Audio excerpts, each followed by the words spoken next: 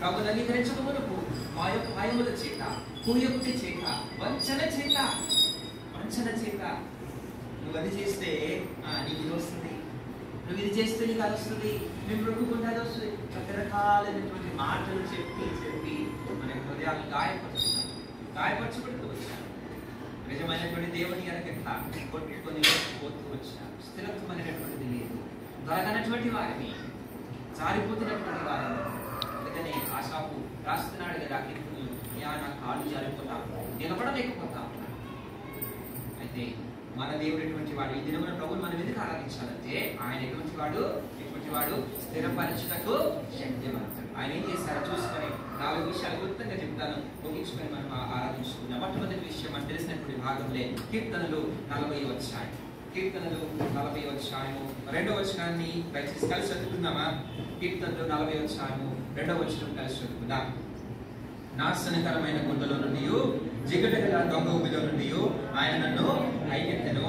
నా పాదములు బండ మీద నిలిపి నా అడుగులు ఏం చేశాడట? స్థిరపరచెను. ఆయన స్థిరపరచుటకు శక్తిమంతుడు. ఆయన ఏం చేశాడంటే నా పాదములు బండ మీద నిలిపి నా అడుగులను స్థిరపరచు. సోదరి పైన భాగంలో మనం గమనించినట్లయితే జిగటగల దొంగ ఊబిలో నుండి ఆయన నన్ను నీవు నేను ఎక్కడున్నామంటే ఈ యొక్క స్థిరత్వము లేనటువంటి దానికి కారణం ఏంటంటే, ఎట్లా బట్టి అట్లా కొట్టుకొని పోవడానికి గల కారణం ఏంటంటే, ఎక్కడున్నామంటే జిగట కలిగినటువంటి దొంగ ఊబిలో ఉంటా ఉన్నాం. అది జిగట కలిగినటువంటి ఊబి, అది దొంగ ఊబి. ఎంత ప్రయత్నం చేసినప్పటికీ కాళ్ళకి ఏముండదు, సపోర్ట్ ఉండదు కదా. సపోర్ట్ ఉండదు. ఎంతగా త్రొక్కుకొనడానికి, నిలబడడానికి ప్రయత్నం చేస్తే, నిలదొక్కుకొనడానికి ప్రయత్నం చేస్తే ఏమవుతుంది? ఇంకా అంత దిగిపోతూ ఉంటారు. సోదరి నీవు నేను మన యొక్క జీవితంలో గత కాలములలో ఈ పాపమైనటువంటి ఊబిలో బ్రతుకుతూ వచ్చా, లోకమైనటువంటి దొంగ ఊబిలో బ్రతుకుతూ వచ్చా. సోదరి ఆ యొక్క దుస్తత్వమైనటువంటి జిగట కలిగినటువంటి దొంగ ఊబిలో బ్రతుకుతూ వచ్చా, దిగిపోతూ వచ్చా. నిలబడటకు స్థలం లేదు, బ్రతుకుటకు అవకాశం లేదు, తప్పించుటకు మార్గం లేదు. అయితే కీర్తనకారుడు రాస్తున్నాడు కదా, ఏమని రాస్తున్నాడంటే నీవు నన్ను పైకెత్తినావు. పైకెత్తగలిగినటువంటి వాడు ఎవరంటే ఎవరు? పైన ఉన్నటువంటి వాడే కదా. పైన ఉన్నటువంటి వాడే మనలను పైకెత్తగలుగుతాడు. ఈ లోకంలో పైన ఉన్నటువంటి వారు ఎవరు లేరు. తోటి మానవులుగా మనలను పైకెత్తలేరు. మానవులుగా జన్మించి, లేకపోతే దేవుళ్ళు అనబడినటువంటి వారు, భక్తులు అనబడినటువంటి వారు, లేకపోతే రకరకాలైనటువంటి మరి ఆ యొక్క సంతలు అనబడినటువంటి వారు ఈ యొక్క లోకంలో మనలను ఏ విధంగా రక్షించలేరు. వారు మన వంటి వారే పాపం చేశారు. వారు కూడా దిగిపోతుంటే వారు మనల్ని ఎట్లా పైకి లేపగలుగుతాడు. అది నిమిత్తమై పైనటువంటి ఆ దేవాది దేవుడు ప్రభువైనటువంటి యేసుక్రీస్తు వారు ఆ యొక్క పరలోకమును విడిచి ఈ లోకములోనికి, ఆ ఊబిలోనికి నిన్ను నన్ను రక్షించిన కొరకై దిగి వచ్చినటువంటి వాడిగా వచ్చాడు. ఆయన ఊబిలోనికి వచ్చినప్పటికీ ఆ యొక్క ఊబి ద్వారా ఆయన ఏ మాత్రము కూడా మరి ఎఫెక్ట్ అవ్వలేదు. ఆ ఊబిలో ఉన్నటువంటి పాపము, ఆ ఊబిలో ఉన్నటువంటి చెడు దుష్టత్వము మలినము ఆయన మాత్రము కూడా అంటలేదు. యేసుక్రీస్తు వారు నిన్ను నన్ను ప్రేమించి ఆ యొక్క పరలోకంలో విడిచిపెట్టి ఈ లోకానికి దిగి వచ్చినాడు. ఎవరు వస్తారండి? మనము దరిద్రతలో ఉంటున్నాం, మునిగిపోతా ఉంటున్నాం, బ్రతకడానికి అవకాశం లేదు, చూడడానికి అవకాశం లేదు. జగట కలిగినటువంటి ఆ యొక్క బురదతో మరి ఆ యొక్క మంటతో నింపబడినటువంటి వారిని గుర్తించడానికి కూడా యోగ్యత లేకపోతే అవకాశం లేనటువంటి వారిని, అటువంటి వారిని దేవుడు అక్కడి చూస్తున్నాడు. అయ్యో, నేను ప్రేమించినటువంటి నా రూపంలో నిర్మించుకున్నటువంటి మానవుడు ఈ దినం మునిగిపోతున్నాడే. యేసుక్రీస్తు వారు వెలుగులు రాసిన పత్రిక 2వ అధ్యాయంలో మనం చూస్తున్నాం కదా. 1వ అధ్యాయంలో ఆయన దేవుని కోరికలో ఆ యొక్క పరలోక స్థలములో ఉండి నిన్ను నన్ను ప్రేమించి తన యొక్క రక్తముతో మనల్ని ఏం చేస్తున్నాడంటే పరిశుద్ధపరిచాడు, పైకెత్తినాడు, బలవంతముగా పైకెత్తినాడు. ఊబిలో నుంచి బయటికి రావడం సామాన్యమే కాదు. దాని కొరకు ఎంతో బలము కావాలి. అందుకనే మరి ఆ యొక్క పరమగీతంలో మనం చూస్తున్నాం కదా, ఏమనంటే ప్రేమ మరణమంతా బలము కలది. ఆయన ఎంతగా ఎటువంటి బలమును ఉపయోగించాడంటే, ఎటువంటి బలమును ఉపయోగించాడు? ప్రేమ మరణమంతా బలము కలది. ఆయన ప్రేమించాడు. మరణమయ్యేంత వరకు మనల్ని ప్రేమించి, సిలువలో తన యొక్క ప్రాణం అర్పించేంత వరకు మనల్ని ప్రేమించి, మనల్ని ఆ యొక్క భయంకరమైనటువంటి చికట గల ఊపిలో నుండి పైకి లేవనెత్తినాడు. పైకి లేవనెత్తి మనల్ని పరిశుద్ధపరిచినాడు. తన యొక్క రక్తం ఇచ్చినాడు. మన పాపమంతా కూడా కడిగి వేసినాడు. కడిగి వేసి అక్కడికి ఆపినాడా? ఏం చేశాడు? రాయబడినటువంటి మాట ఏంటంటే, నా పాదములు బండ మీద నిలిపి నా అడుగులు స్థిరపరచు.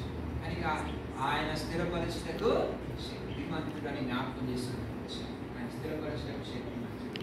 ఆయన యొక్క శక్తి, ఆయన యొక్క సామర్థ్యం సౌకర్య ఆయన ఎంతో బలము కలిగినటువంటి వాడు. అయితే నీ నిమిత్తమై నా నిమిత్తమై ఆ శిలువ మీద బలిహీనుడైపోతూ వచ్చాడు. ఆ శిలువ మీద తన యొక్క ప్రాణం నడిపిస్తూ వచ్చాడు, కట్టుబడుతూ వచ్చాడు, గాయపరచబడుతూ వచ్చాడు, మరి ఆ యొక్క ఊరిగబడుతూ వచ్చాడు. ఎంతో భయంకరమైన నానా విధములైనటువంటి వేదన యొక్క శిలువను ఆయన సహించినటువంటి వాడిగా ఉంటూ వచ్చాడు.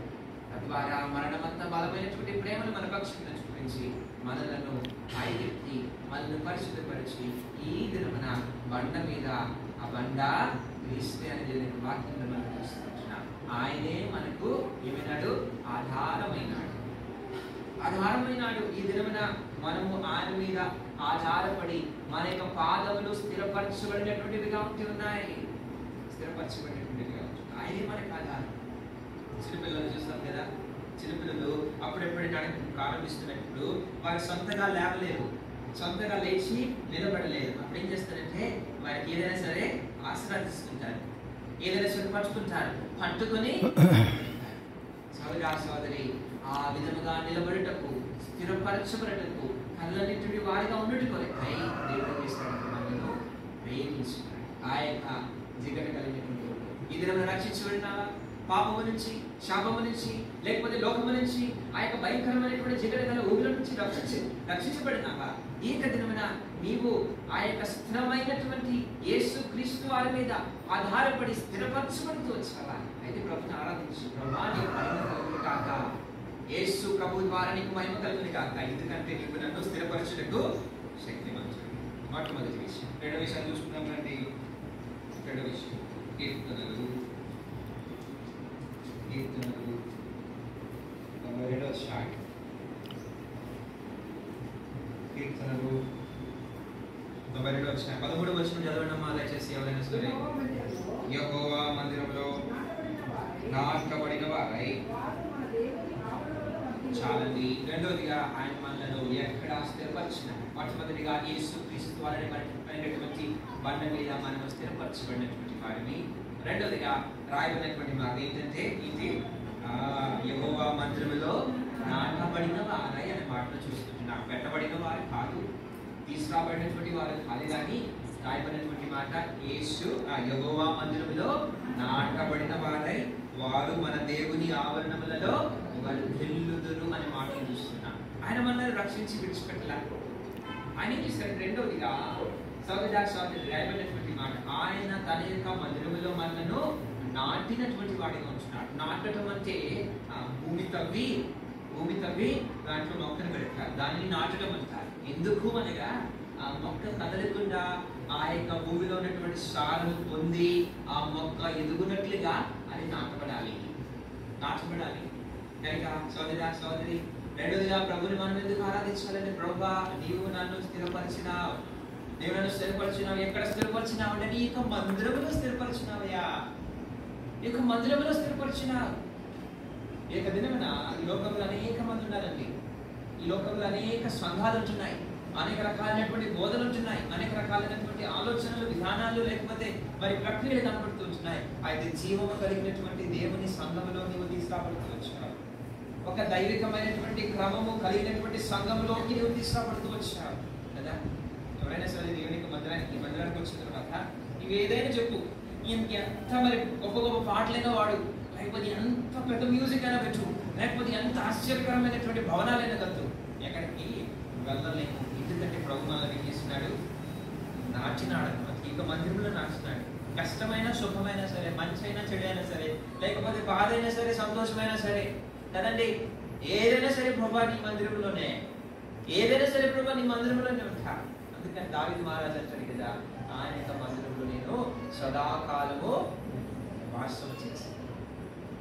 సోదరి రక్షించబడినటువంటి వారు మారుమనసు పొందినటువంటి వారు దేవుని యొక్క మందిరం యొక్క ఆ యొక్క రుచి ఏంటో ఎరిగినటువంటి వారు ఏమంటారంటే ప్రభా నీ ఎక్కడికి వెళ్ళయ్యా, ఎక్కడికి వెళ్ళి సాధారణంగా అదే చూస్తూ ఉంటాం. ఏమనంటే ఎక్కడైతే మందిరం ఉంటుందో అక్కడ చుట్టుపక్కలే విశ్వాసులందరూ కూడా ఎక్కడ ఉంటారంటే సాధారణంగా కదండి, దూరం నుంచి వచ్చినటువంటి వారు ఉంటారు. కానీ సాధారణంగా ఎవరు ఉంటారంటే మందిరం ఉంటుంది, మందిరం చుట్టుపక్కలే ఉంటారు అందరూ కూడా. ఎందుకంటే మందిరం ప్రేమించినటువంటి ఆ యొక్క అనుభవం, మందిరంలో నాటబడినటువంటి అనుభవం. నువ్వు నాటబడినావా? నువ్వు నాటబడినావా దేవుని యొక్క మందిరంలో? లేకపోతే ఇంకా దేశ వలె ఒక చోటు నుంచి మరొక చోటికి వెళ్తా ఉన్నావా? ఒక చోటు నుంచి మరొక చోటికి మరి వెళ్తూ ప్రయాణం చేస్తుంటున్నావా? ఇక్కడ కొంత సమయం ఇంకొక చోట మరొక సమయం, లేకపోతే మరొక చోట మరొకసారి అన్నట్లుగా తిరుగుతుంటున్నావా? లేదు. ఒకవేళ దేవుని యొక్క మందిరంలో నాటబడి వారమంతా పరిచయంలో పాలు పొందుతూ దేవుని యొక్క సేవా సహవాసంలో ఉంటూ దేవుని యొక్క ప్రజల యొక్క సహవాసంలో ఉంటూ ఎదుగుతూ ఉంటున్నట్లయితే ప్రభువా దేవా నీవు నన్ను నీ యొక్క మందిరంలో స్థిరపరిచినావయ్యా, నీకు వందనాలు. నీవు స్థిరపరచుటకు శక్తిమంతుడివి. నా యొక్క హృదయం ఎటువంటిదంటే చంచలమైన హృదయం. అది చూస్తే అక్కడ, లేకపోతే ఇది చూస్తే ఇక్కడ, లేకపోతే అనేక సార్లు ఆయన రకాలైనటువంటి ఆకర్షణ ద్వారా నేను మరి ప్రేరేపించుకుంటూ ప్రోత్సాహపరచుకుంటూ అటు ఇటు వెళ్తూ ఉంటే ప్రభా నన్ను నీకు మందిరంలో స్థిరపరిచినావా, నీకు వందనాలు ఇస్తున్నాను. నీ మందిరం యొక్క ఆనందంలో ఉంచినావా? నీ సన్నిధి యందు సమాధానం ఉన్నది, నీ సన్నిధి యందు సంతోషం ఉన్నది, అది నాకు ఇస్తున్నావా ప్రభా అని ప్రభుని మనం హృదయమారా ఆరాధించుకుందాం. మూడోదిగా చూద్దాం రండి మరొక మాట. ప్రభుని మనం ఎందుకు ఆరాధించాలి? ఎట్లాగా మనల్ని స్థిరపరుస్తున్నాడు అంటే అపోస్తలుల కార్యములు 16 అపోస్తలుల కార్యములు 16 అపోస్తలుల కార్యములు 16 32వ వచనం చదువుతున్నాం. అందరూ కలిసి చదువుతున్నాం. అపోస్తలుల కార్యములు 16 అందరూ కలిసి చదువుతున్నాం. మరియు యూదాయు స్త్రీలయు కూడా కలిసి చదువుకున్నాం. 16 అపోస్తలుల కార్యములు 16 మరియు యూదాయు స్త్రీలయు కూడా ప్రవక్తలై ఉండినందున పెక్కు మాటలతో క్షమించండి 15 అపోస్తలుల కార్యములు అటు చదువుతున్నాం. అపోస్తలుల కార్యములు 15 వచనాన్ని కలిసి చదువుతాం. మరియు యూదాయు స్త్రీలయు కూడా ప్రవక్తలై ఉండినందున పెక్కు మాటలతో సహోదరులను ఆదరించి స్థిరపరిచిరి. చాలండి. ఇక్కడ మరొక శ్రేష్టమైనటువంటి అనుభవాన్ని చూస్తున్నా. ఆయన స్థిరపరచుటకు శక్తిమంతుడు. యూదా శీల అనేటటువంటి ఇద్దరు ఏం చేస్తున్నారంటే వారు పెక్కు మాటలతో సహోదరులను ఆదరించి ఏం చేస్తున్నారు? స్థిరపరుస్తున్నారు. అనేక సార్లు ఈ లోకంలో బ్రతుకున్నంత కాలం ఏమవుతా ఉందంటే ఆదరణ పోగొట్టుకుంటాం. ఆ దినములలో ప్రారంభ సంఘములలో ఎట్లా ఉండిందంటే భయంకరమైనటువంటి మరి ఆటంకములు వచ్చాయి, శ్రమలు వచ్చాయి, ఇబ్బందులు వచ్చాయి. ఇక ఇబ్బందులు ఈ రోజుకు సమానమైనటువంటివి కాదు, చాలా ఘోరమైనటువంటివి.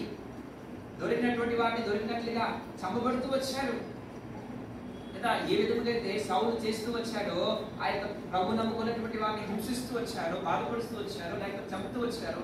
ఆ దినములలో గమనించినట్లయితే సంఘం అటువంటి విధముగా మరి భయంకరమైనటువంటి పరిస్థితులు కూడా వెళ్తూ వచ్చింది. అదండి ఈ లోకంలో బ్రతికినంత కాలము ప్రభువుని అంగీకరించినంత మాత్రాన మనకి సుఖం ఉంటుంది, సంతోషం ఉంటుంది, ఆదరణ ఉంటుంది అని ప్రభు ఎప్పుడు చెప్పలే. ప్రభు ఏమన్నాడంటే ధైర్యం తెచ్చుకుని నేను లోకంలో జయించున్నాను, ఈ లోకంలో మీకు శ్రమ కలుగును అనే మాటను చూస్తున్నాను. ఈ లోకంలో ఉన్నంత కాలము మనకి శ్రమ ఉన్నది. ఈ లోకంలో ఉన్నంత కాలం శ్రమ ఉన్నది. శ్రమ వచ్చినప్పుడు ఏమవుతుందంటే ఏమవుతుంది? గాలి వచ్చినప్పుడు ఇక ఏమవుతుంది? కొట్టుకుని పోతుంది. లేదా అల్లు వచ్చినప్పుడు ఇక నావేం చేస్తుంది? కొట్టుకుని పోతా ఉంటుంది. మార్కు సువార్త 4వ మనం చూస్తున్నాం. యేసుక్రీస్తు వారు ఆయన నావలో ఉంటా వచ్చారు కదండి. యేసుక్రీస్తు వారు నావలో ఉంటూ ఉన్నప్పుడు గాలి తుఫాన్లు వచ్చినప్పుడు అయ్యా ఆ గాలి తుఫాన్లు నీళ్లతో ఆ యొక్క నావ నిండిపోయినప్పుడు యేసుక్రీస్తు వారు ఏం చేశారు? అందరు కేకలేస్తా ఉన్నారు. అయ్యా మునిగిపోతున్నా, కొట్టుకొని పోతా ఉంటున్నా అన్నప్పుడు యేసుక్రీస్తు వారు ఏం చేస్తాడంటే కాబట్టి గద్దించాడు, గాలును గద్దించాడు. గాలులు అణిగిపోయినాయి, నా స్థిరంగా ఉంది. ఎందుకంటే లోపల ఎవరు యేసుక్రీస్తు వారు ఉన్నారు. సోదరి ఆయన శక్తి సామర్థ్యము మళ్ళీ ఏం చేస్తా ఉన్నది? ఆదరణ లేనటువంటి సమయంలో ఆయన మన యొక్క జీవితంలో ఉన్న కారణం చేత మనల్ని ఆయన స్థిరపరుస్తూ ఉంటున్నాడు. అదే అనేక సార్లు మనకి ప్రశ్న వస్తుంది, ఎందుకు దేవుడు ఈ కష్టమైన రాకి ఉంటే వాళ్ళే నాకైతే బాగున్నది కదా, ప్రభుని అంగీకరించాను నేను, ఆ యొక్క మతాన్ని వదిలిపెట్టాను, నా యొక్క కులాన్ని వదిలిపెట్టాను, లేకపోతే నా యొక్క గుళ్ళను వదిలిపెట్టాను, నా యొక్క బంధువులను వదిలిపెట్టాను, అయినా సరే ఈ శ్రమలు నాకున్నాయి, ఏంటిది అనేసార్లు ప్రశ్నలు వస్తూ ఉంటాయి. అనేక సార్లు మరి శైతానుడు మనలను రాబోయేటటువంటి ఆ యొక్క ఆశీర్వాదముల నుంచి తప్పించడానికి వాడికి ప్రయత్నం చేస్తూ ఉంటాడు, ఆకర్షిస్తూ ఉంటాడు. ఆ సమయంలో ఆ సంఘములో అంట ఎవరు వచ్చారు? యూదా, శీల అనబడినటువంటి దైవజనులు వచ్చారు, సోదరులు వచ్చారు. వారు ఏం చేస్తారంటే ఆదరించారంట. ఆదరించడం ద్వారా ఏమైంది? ఆ యొక్క సంఘము దేవునికి బిడ్డలు ఎట్లా ఉన్నారంట? స్థిరపరచబడుతుంది కదండి. సోదరి నేను ఈ లోకంలో అనేక సార్లు మునిగిపోవచ్చు. ఈ లోకంలో అంగీకరించిన తర్వాత కూడా తొలగిపోవడానికి అనేక సార్లు అవకాశం ఉంది. కానీ దేవుడు తన యొక్క మందిరంలో మనకు ఇచ్చినాడు, తన యొక్క దాసులను మనకి ఇచ్చినాడు కదండి. అది మాత్రమే కాదు, తోటి సహోదరులు మనకి ఇచ్చినాడు. అనేక సార్లు మన యొక్క శ్రమలు, మన యొక్క కష్టాలు మన యొక్క బంధువులకు అర్థం కాదు. అనేక సార్లు మన యొక్క ఇబ్బందులు మన బంధువులకు అర్థం కాదు, తోబుట్టు వారితో అర్థం కాదు. వాళ్ళు హేళన చేస్తారు, లేకపోతే రకరకాలైనటువంటి మాయోపాయాలు ఉంటాయి. అయితే మన యొక్క శ్రమ, మన యొక్క కష్టము ప్రార్థన చేసుకుంటున్నప్పుడు సహోదరులు విని మన పని ప్రార్థన చేసినప్పుడు ఎంత ఆదరణ, ఎంత నెమ్మది, ఎంత సంతోషం. ఆ యొక్క శ్రమ ఉన్నప్పటికీ, తొలగిపోయినప్పటికీ కూడా నాతో పాటు ఎవరున్నారంటే యూదా, శీల అనబడినటువంటి వారు ఉన్నారు. దైవజనులు నాతో పాటు ఉన్నారు, దేవుని యొక్క సేవకులు ఉన్నారు, విశ్వాసులు నాతో పాటు ఉన్నారు కదండి. అందరితో కలిసి ఉన్నప్పుడు ఏమవుతాము? మనము స్థిరముగా దేవునికి మందిరంలో ఉంటాం. కనుక ప్రభుని ఆరాధించుకున్నాం. ఇటువంటి భాగ్యం అనేక మందికి లేదు. లోకంలో పెద్ద పెద్ద చర్చిలు ఉన్నాయి, ఆ చర్చిలో మెంబర్స్ ఉంటారు. సహోదరులు కాదండి ఉండేది. పెద్ద పెద్ద చర్చిలు ఉన్నాయి, వాటిలో మెంబర్షిప్ రాసుకుంటారు. వాళ్ళందరూ కూడా మెంబర్సే. ఒక మెంబర్, ఇంకో సెకండ్ మెంబర్, థర్డ్ మెంబర్ అంటారు. కానీ మన మందిరంలో మెంబర్షిప్ కాదు. ఎవరు ఉంటారు? Brothers and sisters. దేవుని యొక్క మందిరంలో ఎవరు ఉన్నారంటే విశ్వాసులు ఉన్నారు, ధైర్యపరిచినటువంటి దైవజనులు ఉన్నారు, విశ్వాసులు ఉన్నారు. ప్రభుని ఆరాధించుకున్నాం. ప్రభా గత కాలం అంతా కూడా అనేక సార్లు ఆదరించినాం కదా ప్రభా. అనేక సార్లు నావ తిరగబడిపోతుందేమో, మురిగిపోతుందేమో, కొట్టుకొని పోతుందేమో అని ఆలోచిస్తూ వచ్చాను. ప్రతిసారి కూడా సంఘం ద్వారా ఆదరించావా, ధైర్యపరిచినావా, స్థిరపరిచినావా? నీ పొద్దున ఆలోచిస్తూ ఉంటాను. ప్రభా నీకు స్థిరపరచుటకు శక్తి మంచి. చివరిగా మరొక మాట చదువుకొని ముగించుకుందాం. రండి, మొదటి కొరింథీయులకు రాసిన పత్రిక చివరి మాట చూసుకొని ముగించుకుందాం. చాలా విషయాలు ఉన్నాయి. ఆయన మనల్ని స్థిరపరుస్తాడు, ఎట్లాగా స్థిరపరుస్తాడనే మాట. అయితే చివరిగా మరొక మాట, మొదటి కొరింథీయులకు రాసిన పత్రిక మొదటి అధ్యాయము, మొదటి కొరింథీయులకు రాసిన పత్రిక మొదటి అధ్యాయము 8వ వచనం చదువుతున్నాను. 8వ వచనం కలిసి చదువుతున్నాం, అందరు కలిసి చదువుతున్నాం. మొదటి కొరింథీయులు మొదటి అధ్యాయం 8వ వచనం. మన ప్రభు అయిన యేసుక్రీస్తు దినమందు మీరు నిరపరాధులైనట్లు అంతము వరకు ఆయన మిమ్మల్ని స్థిరపరచును. చాలండి. ఎప్పటి వరకు స్థిరపరుస్తాడు? ప్రభుని ఆరాధించుకున్నాను. ప్రభా ఎప్పుడు దాకా స్థిరపరుస్తామంటే తాత్కాలికమైనటువంటి స్నేహితుడు కాదు, తాత్కాలికంగా ఉండేటటువంటి బంధువు కాదు. ఎంత మంచి బంధువులైనా, భర్త అయినా భార్య అయినా సరే తాత్కాలికమైన. అయితే రాయబడినటువంటి మాట ఎంత ఆదరణకరమైనటువంటి మాట ఏంటంటే, ఎంత అంతము వరకు నేను అంతము వరకు అంటే నీ అంతం రావచ్చు, అంతం అంటే ప్రభు యొక్క రాకడ కూడా సంభవించవచ్చు. ఏదేమైనప్పటికీ ప్రభు నన్ను ఈ లోకంలో ఒంటరిగా, ఈ లోకంలో అనాథగా, ఈ లోకంలో దేశ దిమ్మరిగా నీకు వదిలిపెట్టవయ్యా. వాగ్దానం ఇది ఏమనంటే అంతము వరకు మిమ్మల్ని స్థిరపరచు, అంతము వరకు మిమ్మల్ని స్థిరపరిచి మేము ఎదుట మిమ్మల్ని మరి యోగ్యులైనటువంటి వాటిగా, పరిశుద్ధమైనటువంటి సంఘముగా ప్రభు మనల్ని నిలబెట్టబడుతూ ఉంటున్నాడు. కనుక అంతము వరకు ప్రభు యొక్క రాకడ ఉంటున్నదని, చివరి వరకు ప్రభు మనలను ఆ విధముగా స్థిరపరుస్తాడనేటువంటి నమ్మకం, విశ్వాసం ప్రభు నీకు ఇచ్చినట్లయితే, ప్రభు ఎదుట ఒక దినమైన సంతోషంగా నిలబడుతున్నవాడిని, నిలబడబోతున్నవాడిని నిరీక్షణ నీకు జీవితంలో ఉన్నట్లయితే ప్రభుని ఆరాధించుకున్నాం. ప్రభువా నీకు నామమునకు వందనాలు ఇస్తున్నాను. నేను ఆయన జీవితంలో వచ్చినటువంటి నిరీక్షణను బట్టి నీకు ఎంతో ఉన్నాను. నీవు అంతము వరకు నన్ను ఎట్లా నిలబెడతావు? ఇష్టం వచ్చినట్లుగా నిరపరాధులుగా రాయబడినటువంటి మాట ఏంటంటే, ఎట్లాగా నిరపరాధులుగా అంతము వరకు మనలను స్థిరపరుస్తాడు. ప్రభు మనం తప్పించినట్టు అనేక సార్లు బలహీనైపోతుంది, పాపం చేయడానికి అవకాశం వస్తుంది, తిరిగి అపరాధంలో పడిపోయేటువంటి అవకాశం వస్తుంది. అయితే సోదరి మన యొక్క జీవితంలో ఆయన ఎట్లాంటి వాడంటే అనేక రక్తం తిరిగి మనకి ఇస్తుంది, అనేక గద్దింపులు మనకి తిరిగి ఇస్తుంది, మనల్ని క్షమిస్తూ ఏం చేస్తున్నాడు? నిరపరాధులుగా చేస్తున్నాడు. అంతం వరకు మనల్ని ఏం చేస్తాడు, కనుక ప్రభుని ఆరాధించుకున్నాం, ఇక్కడ ముగించుకున్నాం, ప్రభుని ఆరాధించుకున్నాం. ప్రభు నీవు స్థిరపరచుటకు శక్తివంతుడు. 4 విషయాలు చూసుకోవచ్చు.